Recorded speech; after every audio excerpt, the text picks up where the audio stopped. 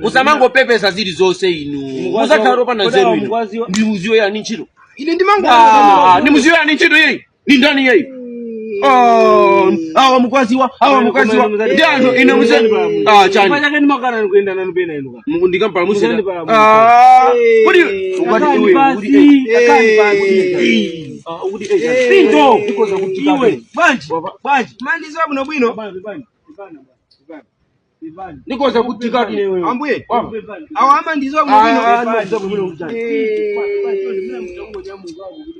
Nikoza kutika. Pinto. Chani. Ineyo. Iwe Pinto iwe. Kwani jina kujiligia iwe ndi chani? Mwana sabi zinzini. Sobano akudwala kapena. Pepani tonde. Tangu kaa pasi tangu kaa chini. Mudi pweteka. Nanga akakupweteka wano ndeba ndikupweteka inu. Kapena akudwala tu. Akudwala ambu yako. Akudwala ambu yako. Ambuya ndani? Ako, ambu yako. Nami nakudwala. Mwina ukudwala tu. Pepani. Pepani musamuzere. Sorry. Ndikoza kukonda ino wapo. Pepani ndito. Ndiye ndizipita? Mokupepani. Ingo. Umalowera nkhani zacho wakuitana ndani pano. Wakuitana ndani pano. Umazatani pano pa iwe. Osamaona kuti nkhani izi zisandikuze manje. Basi Pepani. Uyu zipika naye basi Pepani. Chani.